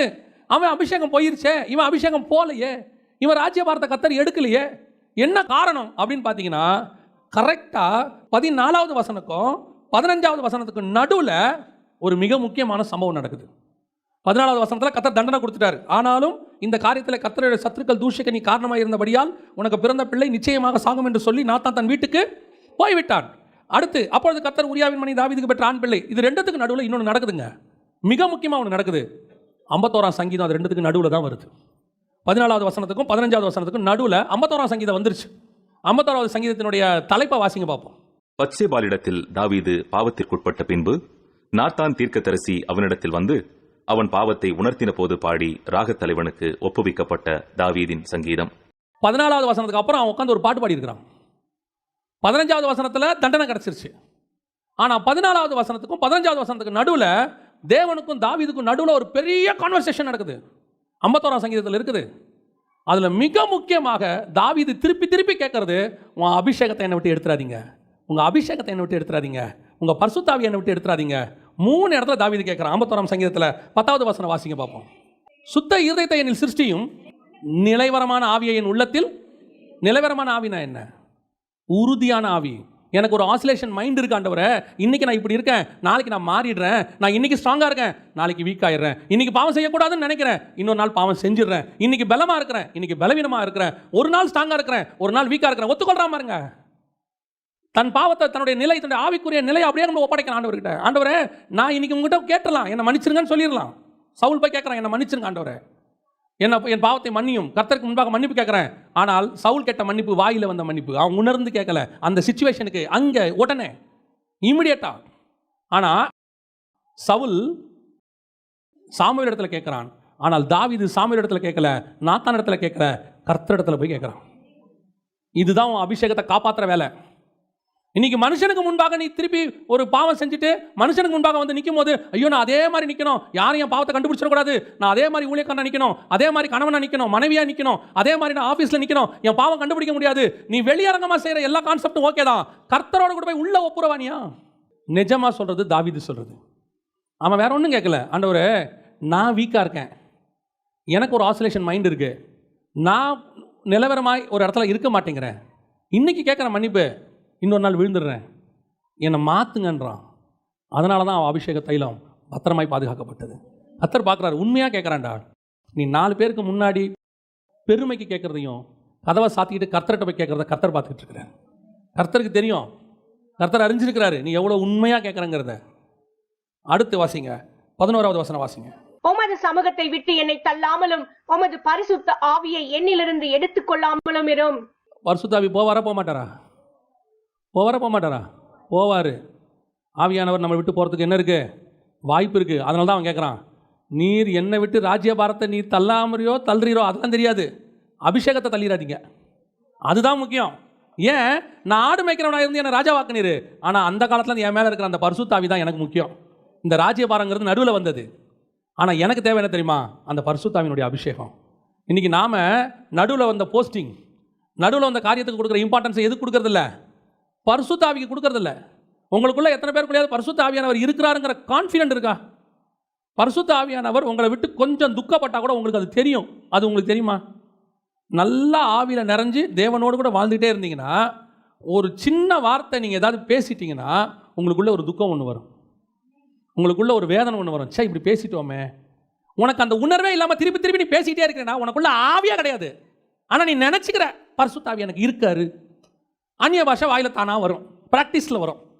அந்நிய பாஷையை வச்சுக்கிட்டு பரிசுத்த ஆவியானவர் இருக்கிறாருங்கிறத என்ன பண்ண முடியாது? டிசைட் பண்ண முடியாது, கன்ஃபர்மேஷன் கிடையாது. பரிசுத்த ஆவி உனக்குள்ள இருக்கிறாரா இல்லையாங்கிறது உன் உணர்வுக்கு தெரியும், உள்ளான மனுஷனுக்கு தெரியும். அடுத்த வசனம் இருக்கு பாருங்க, வாசிங்க, 12 வாசிங்க. உமது இரட்சணியத்தின் சந்தோஷத்தை திரும்பவும் எனக்கு தந்து உற்சாகமான ஆவி என்னை தாங்கும்படி செய்யும். இதெல்லாம் நியூ டெஸ்ட்மென்ட் எக்ஸ்பீரியன்ஸ். ரட்சிப்பின் சந்தோஷம் இருக்கு இல்லைங்களா, இதெல்லாம் நியூ டெஸ்ட்மென்ட் எக்ஸ்பீரியன்ஸ். புதிய ஏற்பாட்டில் தான் என்ன வந்துச்சு? ரட்சிப்பின் அனுபவம் வருது. உலகத்தின் பாவத்தை சுமந்து தீர்க்கிற தேவாட்டுக்குட்டி வந்த பிறகு தான் ரட்சிக்கப்பட்டாங்க. அந்த ரட்சிப்பின் அனுபவத்தினுடைய சந்தோஷம் யாருக்கு இருந்திருக்கு? தாவீதுக்கு இருந்திருக்கு. அதனால அவனுக்குள்ள இருந்துச்சா, என்ன இருந்துச்சா தெரியுமா? ஒரு உற்சாகத்தின் ஆவி. ஆவியானவர் உனக்குள்ள இருந்தாருன்னா ஸ்பிரிச்சுவலி நீ அவ்வளவு சந்தோஷமா இருப்பீங்க.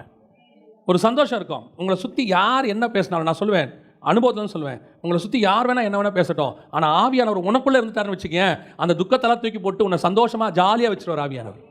அவர் நடத்துவார். அதுதான் ஆவியானவர் உனக்குள்ளே இருக்கிறது. ஒரு நிலவரமான ஆவி, ஒரு பரிசுத்த ஆவியினுடைய அபிஷேகம், ஒரு உற்சாகமான ஆவி, இதெல்லாம் உனக்குள்ளே இருக்கும் பொழுது கர்த்தர் உன்மேல் வச்ச அபிஷேகம் ஒரு நாளும் போகாது. நீ பேச தான் கேட்கணும். நீங்கள் என்ன செய்யணும்? பேச கேட்கணும். நல்லா கவனிங்க. இந்த இன்வெர்ட்டர் வச்சுருப்பாங்க தெரியுமா வீட்டில்? இப்போல்லாம் எல்லார் வீட்டில் என்ன இருக்குது? இன்வெர்ட்டர் இருக்குது. இன்வெர்ட்டர் கரண்ட் போச்சுன்னா யூஸ் ஆகும். ஒரு லைட் ஓடும், ஒரு ஃபேன் ஓடும். ஒரு ரூமில் ஒரு லைட், ஒரு ஃபேனு. கரண்ட்டு போச்சுன்னா இன்வெர்ட்டர் நல்லது, ஆனால் இன்வெர்ட்டரை வச்சு வாழ்க்கையை ஓட்ட முடியாது. கரண்ட்டு தான் பேஸு. அது இருந்தால் தான் நல்லது. அது இருந்தால் நம்ம இஷ்டப்படி யூஸ் பண்ணிக்கலாம். இன்வெர்ட்டருக்கு என்ன இருக்குது? நம்ம ஆள் பேஸை விட்டான், அபிஷேகத்தை விட்டுட்டான். அபிஷேகத்தை விட்டுட்டு இன்வெர்ட்டரை பிடிச்சிக்கிட்டான். இல்லைங்க, லைட்டு எரியுது. அந்த ரூமில் எரியுது லைட்டு, இந்த ரூமில் லைட் எரியுது, ஆனால் கரண்ட் இல்லை. லைட்டு மட்டும் எரிஞ்சிக்கிட்டு இருக்க. லைட் எரியறதுனால உனக்குள்ள கரண்ட் இருக்குன்னு அர்த்தம் இல்லை. நீ இன்வெர்ட்டரில் ஓடிட்டு இருக்கிற. உன்னுடைய சோர்ஸ் இல்லை, அபிஷேகம் இல்லை. கர்த்தர் சொன்ன அபிஷேகம் இல்லை.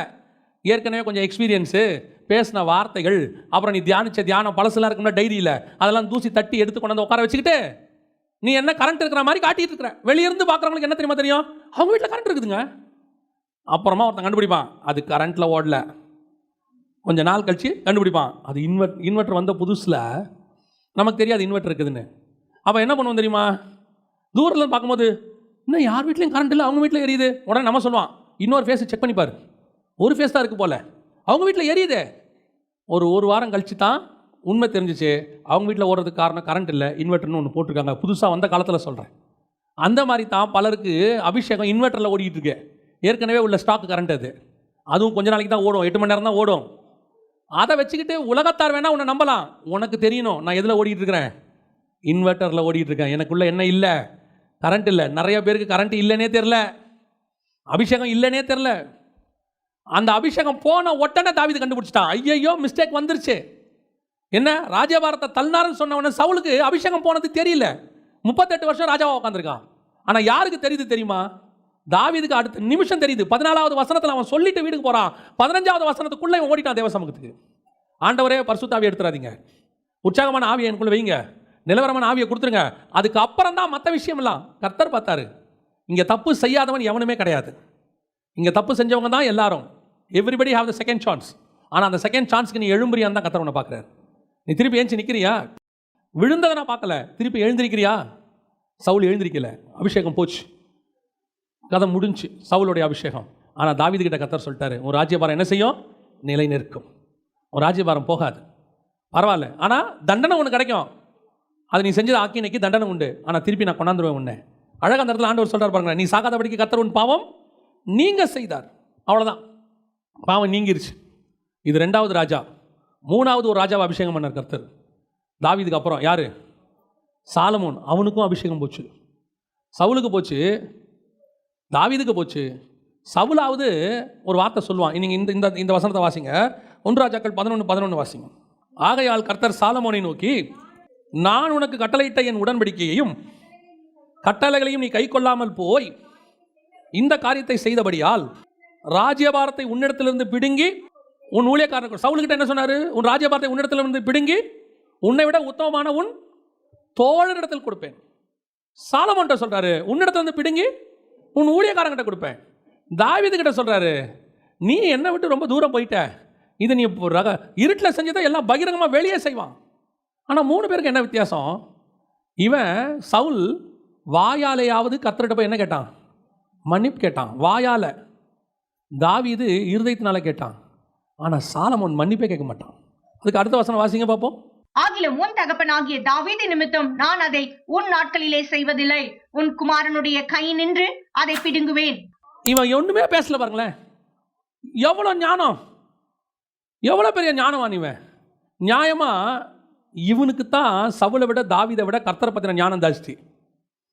கர்த்தரை பத்தின ஞானம் யாருக்கு ஜாஸ்தி? சாலமோனுக்கு தான் ஜாஸ்தி. கர்த்தரை அறிகிற அறிவு யாருக்கு அதிகமாக இருந்துச்சு? சாலமோனுக்கு இருக்கு. நீதிமொழிகளை கர்த்தரை பற்றி எழுதுறான், பிரசங்கில எழுதுறான், உன்னத பாட்டு தேவனுடைய உன்னதமான அன்பை குறித்து எழுதுறான். இவ்வளவு ஞானம் இருக்கிற சாலமோனுக்கு அபிஷேகம் போகுது, ராஜ்யபாரத்தை பிடுங்குறாரு. அதை பற்றின ஒரு கவலை இல்லை பாருங்க அவனுக்கு. ஒரு கவலை இல்லை, ஒரு வார்த்தை கூட திருப்பி கேட்க மாட்டான் பாருங்க. அவனாவது வாயாலையாவது மன்னிப்பு கேட்டான். சவுலு, தாவீது தன் இருதயத்தை ஊத்துறான் போய், 1% கூட அவன் இழக்கவே இல்லை, எல்லாத்தையும் திருப்பி கெயின் பண்ணி கொண்டான்ட்டான். அதெல்லாம் தாவீதினுடைய உச்சமான சக்சஸ். ஆனால் சாலமோன் இவ்வளவு சொல்றாரு, எடுத்துருவேன், மொத்தம் போய் பிடுங்கிடுவேன், உன் ஊழியக்காரன் வேலைக்காரன்ட்ட கொண்டு போய் கொடுத்துருவேன், உன் சொத்தை எடுத்து யார்கிட்ட கொடுப்பேன், வேலைக்காரன்ட்ட கொடுப்பேன், எல்லாம் சொல்றாரு. பதறி போய் கேட்டதாகவோ அல்லது ஒரு வாயால மன்னிப்பு கேட்டதாகவோ எதுவுமே இருக்காது. இதுதான் தன் அபிஷேகத்தை அசட்டை பண்ணுகிற கூட்டம். தன் மேல இருக்கிற அபிஷேகத்தை என்ன பண்ணுது? அசட்டை பண்றது. கர்த்தர் போறாரு, உனக்கு இல்லைங்கிறாரு, மன துக்கம் வந்துடும். அபிஷேகம் போச்சுன்னா என்ன வந்துடும்? யோசிச்சு பாருங்க. எலெக்ஷனில் தோத்துட்டாங்கன்னு நியூஸ் வரும்போதே எதிர்கட்சி தலைவருக்கு எப்படி ஆயிடுது? ஒரு வேதனை வந்துடுது. அவர் முகமே எப்படி ஆயிடுச்சு? மாறிடுது. அப்படியே டிவியில் பேசும்போது, எலெக்ஷனில் பேசும்போது உற்சாகமாக பேசுகிறவர் தோத்த பிறகு எப்படி பேசுகிறாரு? அந்த உற்சாகத்தில் பேச மாட்டார். ஆட்டோமேட்டிக்காக அவர் என்ன ஆயிடுது? திருப்பி 5 வருஷம் கழிச்சு கிடைக்க வாய்ப்பு இருக்குது, இன்னொரு எலெக்ஷன் வரும்.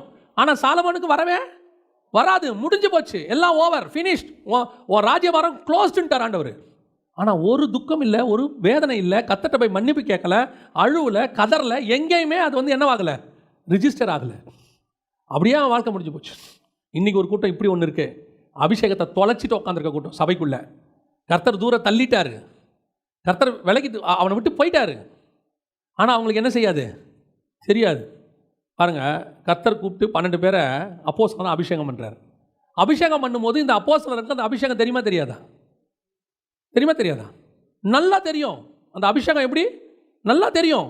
அப்போஸ்தலராக கூப்பிடுறாரு, கூப்பிட்டு அபிஷேகம் பண்ணி அவங்ககிட்ட அதிகாரங்களை கொடுத்து போய் பிசாசை துரத்த சொல்றாரு, எல்லாம் சொல்றாரு. இப்போ வந்து உட்காந்துருக்கிற 12 பேர்ல ஒருத்தனுக்குள்ள இருந்து பிசாசு உள்ள போகுது, சாத்தான் அவனுக்குள் புகுந்தான். அப்பனா அதுக்கு முன்னாடி இருந்த அபிஷேகம் என்ன பண்ணிருக்கணும்? போயிருக்கணும். அபிஷேகம் நான் சொல்றது கர்த்தர் கொடுத்த அந்த வல்லமைக்கான ஒரு அத்தாரிட்டி. அந்த அத்தாரிட்டி அவனை விட்டு என்ன செஞ்சிருக்கணும்? அது அத்தாரிட்டி போனதும் தெரியல, பிசாசு உள்ள வந்ததும் அவனுக்கு தெரியல.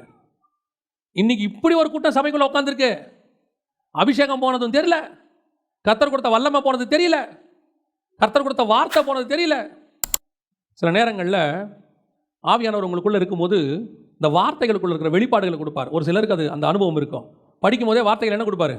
வெளிப்பாடுகளை கொடுத்து அதை கனெக்ட் பண்ணி ஒன்னோட ஒன்று ஆவியானவர் பேசுறத வந்து அது ஒரு அழகான ஹெவன்லி எக்ஸ்பீரியன்ஸ். அப்படி பேசினவங்களுக்கு ஒரு நாள் சாதாரணமாக இந்த ரெவலேஷன் இல்லாமல் பேசும்போது இருதயத்தில் துக்கம் வந்துடும், ஒரு விதமான வேதனை வந்துடும். ஏதோ ஒன்று குறையுதே, ஏதோ ஒரு ப்ராப்ளம் இருக்கு, நான் பேசுகிறேன் ஆனால் எனக்குள்ளேருந்து என்ன வரல, அந்த ரெவலேஷன் ஸ்பிரிட் வேலை செய்யல. இதெல்லாம் அழகாக கண்டுபிடிப்பாங்க. அது யாருக்கு தெரியும் தெரியுமா? அந்த ஸ்பிரிட்டில் மூவ் பண்ணுறவங்களுக்கு நல்லா தெரியும். சில நேரத்தில் அம்மாவோ மனைவியோ சமைச்சிட்டாங்கன்னா திடீர்னு கொண்டு வந்து ஒரு ரசத்தை வைப்பாங்க. கணவன் அப்படி ரசம் ஊற்றி பிசையும் போதே கேட்பார், இது நீ வைக்கலையோ? அது வைக்கும் போதே கேட்பாப்புல. சிலர்லாம் அம்மா செஞ்சதை அப்படி ஊற்றுற வாசனையிலே கேட்பான், இது யாரும்மா வச்சதும்மா? ஏன்? அவங்களும் மிளகாத்தூள் தான் போட்டாங்க, இவங்களும் மிளகாத்தூள் தான் போட்டாங்க, எல்லா பொருளும் ஒன்றா தான் போட்டுச்சு, எந்த மாற்று கருத்தும் இல்லை. ஆனால் இவங்க கைப்பக்குவத்துக்குன்னு ஒரு வாசனை இருக்கு, அதுக்குன்னு ஒரு டேஸ்ட் இருக்கு. அதை கரெக்டாக கண்டுபிடிக்கிறவன் தான் என்ன செய்வான்? ரெகுலராக சாப்பிட்றவன் அதை என்ன செஞ்சிருவான்? கரெக்டாக கண்டுபிடிச்சிருவான். அவன் கேட்பான், இது நீ வச்சது இல்லையே. ஆமாம். எப்படி கண்டுபிடிச்ச? நீ வச்சது எனக்கு தெரியாதா? நான் எப்பவும் சொல்வேன், பைபிளில் வந்து எனக்கு ரொம்ப பிடிச்ச கணவன் மனைவி யாருன்னு கேட்டிங்கன்னா ஈசாக்கும் ரெபேக்கால் தான். நான் எப்பவும் சொல்வேன், அவங்களுடைய லைஃப் ஸ்டைலே வேறு. ஆனால் இன்னை வரைக்கும் எனக்கு புரியாத புதிர் ஒன்று இருக்குது அதில். என்னென்னா, யாக்கோபுக்கு யார் சமைச்சு கொடுத்தது? ரெபேக்கா தானே சமைச்சு கொடுத்தாங்க. கொடுத்து உங்கள் அப்பாட்ட கொண்டு போய் கொடுன்னாங்கல்ல, வாயில் வச்ச ஒன்று சொல்ல வேணா இது ரெபேக்கால் தானே சொல்லணுமா இல்லையா? நான் கேட்கறது கரெக்ட் தானே? அதாவது வசனம் சொல்லுது, தன் தாயின் சோகம் நீங்கி ஆறுதல் அடைந்தான். அப்படின்னா அவன் எல்லா விதத்துலையும் ரெபேக்கா என்ன பண்ணியிருக்கணும்? அவங்க அம்மாவுக்கு ஈக்குவலாக இவனை என்ன பண்ணியிருக்கணும்? சாட்டிஸ்ஃபை பண்ணியிருக்கணும் இல்லையா? அதில் நம்பர் 1 சாப்பாடு தான். ரெபேக்கா சாட்டிஸ்ஃபை பண்ணுற நம்பர் 1 ஏதோ தான் இருக்கும். ஏன்னா அவங்க அம்மா வந்து இவனை அப்படி தான் சமைச்சு ஊட்டி விட்டுருப்பாங்க, தி பெஸ்ட்டு கொடுத்துருப்பாங்க. ஒரே பிள்ளை, அதுவும் வயசான காலத்தில் பிறந்த பிள்ளை. அப்படி சாப்பாடு கொடுத்த அம்மாவுடைய சாப்பாடையே யார் சாப்பாடு கிராஸ் பண்ணுது? ரெபேக்கா சாப்பாடு கிராஸ் பண்ணுது. அவன் வந்து அவங்க அம்மாவுடைய எண்ணமே இல்லையா, எங்கள் அம்மா என்ன மீன் குழம்பு வச்சாங்க, நீ சூப்பராக வச்சுருக்க, அந்த இடத்துக்கு போயிட்டான். அப்படி போனவன் ரெபேக்கா சமைச்சு அனுப்புகிறாங்க. எதில் வேணால் கண்டுபிடிக்காமல் இருக்கட்டுங்க. தடவி பார்த்தேன், ஏசா குரல் வேணால் யாக்கோபு குரலாக இருக்குது, நுகர்ந்து பார்த்தா வயல்வெளி வாசனை வருது, இவ்வளோ இருக்குது. ஆனால் சமையல் ரெபேக்கா தான், இதை மாற்றவே முடியாது. ஏன்? கண்ணு தெரியாமல் போட்டோம், நாக்கா செத்து போச்சு. அப்படின்னா என்ன அர்த்தம்? ஒன்று, ரெபேக்கா சாப்பாட்டை அவன் சாப்பிட்டு ரொம்ப நாளாக இருக்கணும், மறந்து போயிருக்கணும். இல்லைன்னா ஈசாக்கோடைய கண்ணு மாதிரி நாக்கும் என்னவா இருக்கணும்? செத்து போச்சு. இன்னைக்கு நிறைய பேருடைய ஆவி செத்து போய் கிடக்கு. உனக்குள்ள கர்த்தர் இருந்து அபிஷேகம் இருந்து ஒரே 1% குறைஞ்சா கூட உனக்கு ஒரு துக்கம் வரணும் உள்ளுக்குள்ள. இன்னைக்கு நிறைய பேர் உட்காந்துருக்கான் சாலமோன் மாதிரி. ஆனால் ஞானம் இருக்கு, பழைய ஞானம் இன்னும் இருக்கு. அவர் சாலமோனுங்க, அந்த பிரதர் பயங்கரமான பிரசங்கியா இருங்க, அந்த சர்ச்சில் பயங்கரமான ஆராதனைங்க. இன்னைக்கு அபிஷேகம் இருக்கா? இப்போ தேவன் அங்கே இருக்காரா? இப்போ ராஜ்யபாரம் இருக்கா? இதுதான் கர்த்தர் கேட்கறதான கேள்வி. இன்னைக்கு நிறைய பேர் அப்படி உட்காந்துருக்குறாங்க. ஆராய்ந்து பாருங்க, இன்னும் காலம் முடியல. பாருங்க, எப்பேற்பட்ட சாலமோன், அவனுக்கு ஈக்குவலாக ஒரு ஆள் கூடவே. சாலமோனுக்கு அப்புறம் ஒரே ஒருத்தர் அந்த ஞானத்தோட வந்தார்னா இயேசு கிறிஸ்து ஒருத்தர் தான். சாலமோனை பற்றி வசனம் சொல்லுது, அவனுக்கு முன்னாடியும் கிடையாது, அவனுக்கு பின்னாடியும் கிடையாது. அதுலேயும் ஆண்டவர் எப்படி கம்பேர் பண்ணுவார் தெரியுமா? கிழக்கத்திலே புத்திரரின் ஞானத்தை பார்க்கிலும் சாலமோனுடைய ஞானம் அப்படி தி பெஸ்ட். அவனுடைய ஞானம் இப்பேற்பட்ட ஒரு ஆள் எங்கே இல்லாமல் போயிட்டான் தெரியுமா? எபிரேயர் 11:32 வாசிங்க பார்ப்போம். பின்னும் என்ன சொல்லுவேன், எப்தா, பாராக், சிம்சோன், தாவீது, சாமுவேல் என்பவர்களை குறித்தும் தீர்க்கதரிசிகளை குறித்தும் விவரம் சொல்ல வேண்டுமானால் சிம்சோன் கூட லிஸ்ட்டில் வந்துட்டாங்க, சாலமோன் இல்லாமல் போயிட்டாங்க. சிம்சோன் கூட லிஸ்ட்டில் வந்துட்டான், செகண்ட் சான்ஸ். தாவீது வந்துட்டார் உள்ள. யோசிச்சு பாருங்க, தாவீது உள்ள வந்துட்டார். சவுலும் இல்லை, யாரும் இல்லை, சாலமோனும் இல்லை. இன்னைக்கு இதுதான் அபிஷேகம் இல்லாமல் போச்சு. இன்னைக்கு அபிஷேகம் தொலைஞ்சு போச்சு. போன அபிஷேகத்தை போச்சுன்னு கூட போய் திருப்பி கேட்க கூட என்ன இல்லை. வந்து உட்கார்றது, போகிறது, நல்ல மார்க் போடுறது, நல்லா பேசினாங்க, நல்லா பாடினாங்க, சர்ச்சு நல்லா இருக்குது, ஏசி போட்டிருக்கிறாங்க. இவன் பேசுகிறதெல்லாம் எதை பற்றி இருக்கும் தெரியுமா? இந்த சாலமோன் மாதிரி ஞானம் இருக்கும், ஆனால் ஸ்பிரிச்சுவல் ஞானம், அபிஷேகம் போச்சுன்னா ஒன்றும் தெரியாது. ஆனால் உலக ஞானத்தில் எப்படி இருக்கும்? பயங்கரமாக இருக்கும். பேச சொன்னால் 1 மணி நேரம் உட்காந்து எல்லாத்தையும் பேசும். ஆனால் கர்த்தர் தூரம் போனது அதுக்கு தெரியவே தெரியாது.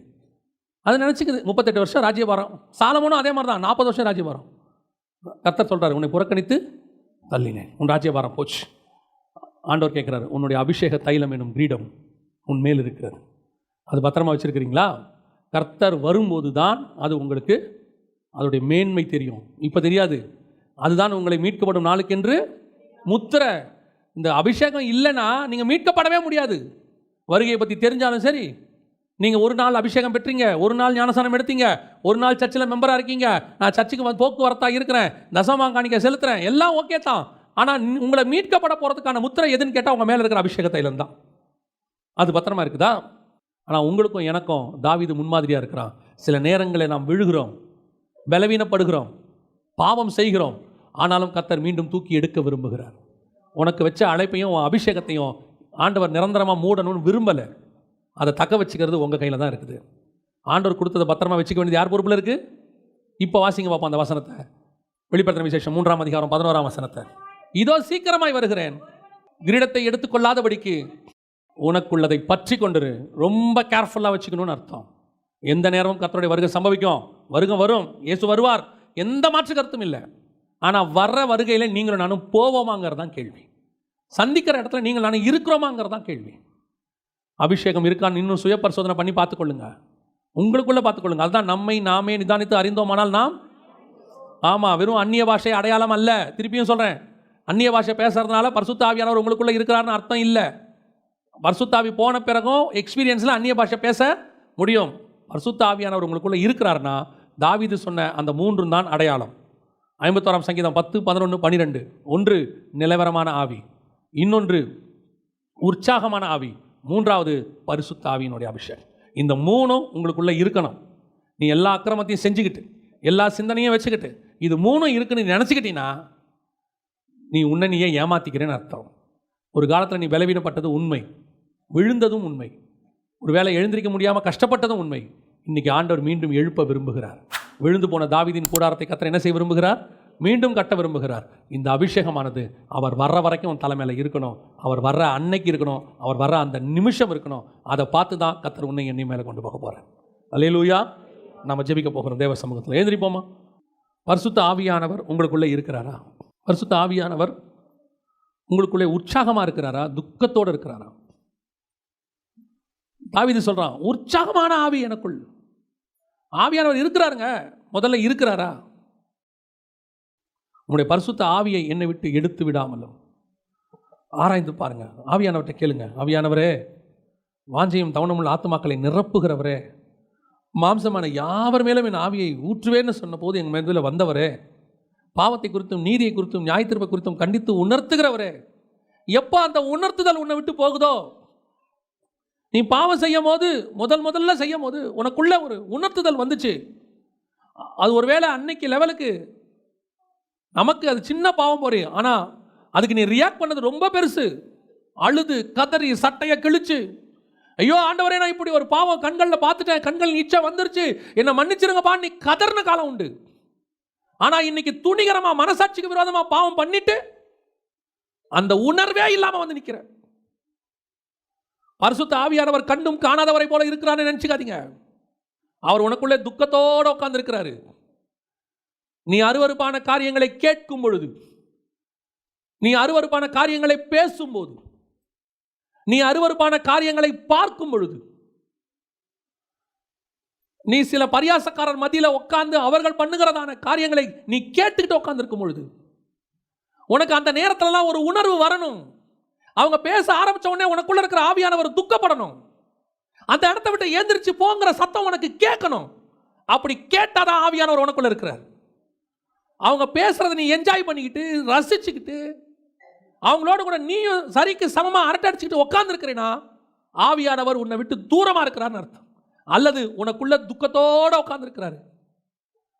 பல நேரங்களில் உணர்த்தப்பட்டும் உன் மாம்சத்தின் காரியங்களுக்கு முக்கியத்துவம் கொடுத்து உன் ஆவியானவரை வேதனைப்படுத்தி, பல நேரத்தில் ஆவியானவர் உங்கள்கிட்ட பேசினா கூட கேட்குற நிலையில் நீ இல்லை, நிலையில் இல்லை. ஹெட்ஃபோனை போட்டுக்கிட்டு அருவருப்பான காரியங்களை கேட்டுக்கிட்டு இருக்கிற, உள்ளந்து பேசுகிற ஆவியானவர் சத்தமே உனக்கு கேட்க மாட்டேங்குதே. என்ன தப்பு? எல்லாரும் பார்க்கறது தான் நானும் பார்க்குறேன். நான் அருவருப்பானதுன்னு சொல்கிறது ஏதோ போனோகிராஃபியை சொல்லலை. ஆவியானவர் அருவருக்கிறது உலகத்துக்கு சரின்னு இருக்கும், அது ஆவியானவர் அருவருக்கிறது, அதான் முக்கியம். பாவத்தை ஆவியானவர் நீ சொல்ற பாவத்தை ஆவியானவர் பேசல, அவர் சொல்ற பாவத்தை பேசிட்டு இருக்கிறாரு. நீ கெட்ட வார்த்தைங்கிறது ஏதோ கெட்ட விஷயம் பேசுறது கெட்ட வார்த்தை இல்லை, அருவருப்பான வார்த்தையை பேசுறது, பக்தி விருத்திக்கு ஏதும் இல்லாம பேசுறது எல்லாமே கெட்ட வார்த்தைன்றார் ஆவியானவர். உன்னை அழைச்சது எதுக்காக தெரியுமா? பரலோக ராஜ்யத்தில் பிதாவுக்கு முன்பாக குமாரனின் சாயலோட உட்கார்ந்து இருக்கிறதுக்கு தான் உன் ஆண்டவர் கூப்பிட்டுருக்கார். அந்த பரிசுத்தமான நகரத்துக்குள்ள ஒருவரும் சேரக்கூடாத ஒளியில வாசம் பண்ற பிதாவுக்கு முன்பாக முதற் பேரான குமாரனாகிய இயேசு கிறிஸ்துவின் சாயல்ல நீ உட்கார்ந்துருக்கிறதுக்கு கர்த்தர் கூப்பிட்டார். அந்த சாயல்ல மாத்துறது தான் பரிசுத்த ஆவியானவருடைய வேலை. ஆனா இப்ப நீ யார் சாயல்ல மாறிக்கிட்டே இருக்கிற? நீ உலகத்தின் சாயலுக்கு மாற மாற உன் மேல இருக்கிற ஆவியானவர் உன்னை விட்டு துக்கப்பட்டுக்கிட்டே இருக்கிறார். ஆனா இன்னைக்கு உனக்கு இன்னும் ஒரு வாய்ப்பை கொடுக்கிறார். அந்த கைகள் கட்டப்பட்ட நிலையில, கண்கள் குருடாக்கப்பட்ட நிலையில கோமாளியை போல உட்கார்ந்திருந்த அந்த சிம்சோன், அவனுக்கு இன்னும் ஒரு வாய்ப்பை கர்த்தர் கொடுத்தது போல உனக்கும் எனக்கும் கர்த்தர் வாய்ப்பு கொடுக்கிறாரு. இது மனம் திரும்புவதுக்கு ஏதுவான காலம். ஆவியானவருடைய சமூகத்தில் நீ கேளு, ஆண்டவரே நீங்கள் என்னை நிரப்பி இருக்கீங்களாப்பா, ஆண்டவரே என் மேலே நீங்கள் துக்கமாக இருக்கிறீங்களாப்பா, இன்றைக்கி என்னை நிரப்புங்கப்பா, பரிசுத்தாவியில் நிரப்புங்கப்பா. ஒரு வேளை பரிசுத்தாவி பெறாமல் இருந்தீங்கன்னா நீங்கள் ஆண்டவர்கிட்ட கேளுங்க, ஆவியானவரே என்னை நிரப்புங்க, ஆவியானவரே என்னை நிரப்பும் இயேசு தெய்வமே, இன்று நிரப்பும் உந்தன் ஆவியால். ஒப்பு கொடுத்து தேவ சமூகத்தில் ஆண்டவர்கிட்ட கேட்போமா? இன்னைக்கு ஆண்டவர் நம்முடைய பாவங்களை மன்னிக்க வல்லமை உள்ளவராக இருக்கிறார். மீண்டும் தூக்கி எடுக்க அவர் வல்லமை உள்ளவராக இருக்கிறார். இதோ சீக்கிரமாய் கர்த்தர் வரப்போகிறார். அன்னைக்கு அந்த அபிஷேக தைலம் என்கிற கிரீடம் உன் மேலே இல்லாவிட்டால், நீ மீட்கப்படும் நாளுக்கு என்று முத்திரையான அபிஷேகம் இல்லாவிட்டால், நீ பரிதபிக்கப்பட்ட கூட்டத்தில் நாம காணப்படுவோம். ஒப்பு கொடுப்போமா? எல்லாரும் கர்த்தரை ஸ்தோத்திரம் பண்ணுவோம். பரிசுத்த ஆவியானவர் நிரப்புகிற ஒரு நேரம். நீ கரங்களை உயர்த்தி ஆண்டவர்கிட்ட கேளு, ஆண்டவரே என்ன நிரப்புங்கப்பான்னு கேளுங்க. ஒவ்வொருத்தரையும் நிரப்ப சொல்லி கேளுங்க. எந்த இடத்துல எப்போ பலவீனப்பட்டு நீங்க நின்னீங்களோ, எந்த அபிஷேகத்தை இழந்தீங்களோ, எந்த இடத்துல குறைவுபட்டீங்களோ, எந்த இடத்துல நீங்க அபிஷேகத்தினால கர்த்தருக்கு விட்டு தூரம் போனீங்களோ, இன்னைக்கு ஆவியானவர் அதை உங்களுக்கு நிரப்ப வல்லமை உள்ளவராக இருக்கிறார்.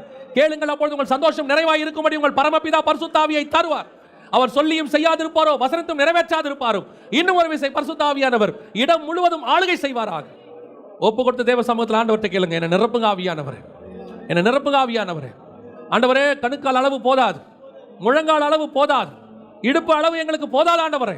நாங்கள் நீந்தி நீந்தி மூழ்கத்தக்கதாக, ஆவியானவருக்குள்ளே நாங்கள் களிகூறத்தக்கதாக, பரிசுத்த ஆவி எங்களுக்குள்ளே வந்த காலம் போதும். இனி நாங்கள் ஆவிக்குள்ளாகிற அனுபவத்துக்குள்ள வரணும். ஒவ்வொருத்தரும் கேளுங்க, ஆவிக்குள்ளாகிற அனுபவத்துக்குள்ள வரணும். பரலோகம் திறக்கப்படுகிறதை நாங்கள், எங்கள் கண்கள் திறக்கப்படுகிறதும் பரலோகத்தை காணுகிறதுமான அபிஷேகம், ஒரு புதிய அபிஷேகத்தினாலே, ஒரு புதிய மகிமையினாலே, இதுவரைக்கும் நாங்கள் காணாத ஒரு அபிஷேக தைலத்தினாலே ஒவ்வொருத்தரையும் அபிஷேகிப்பீராக. ஒரு புதிய அபிஷேகத்தினாலே எங்களை நிரப்புவீராக. புது கிருபை, புது எண்ணெய், புது அபிஷேகம் ஆண்டவரே, நீர் எங்களை நிரப்ப வேண்டுமாய் நாங்கள் செபிக்கிறோம்.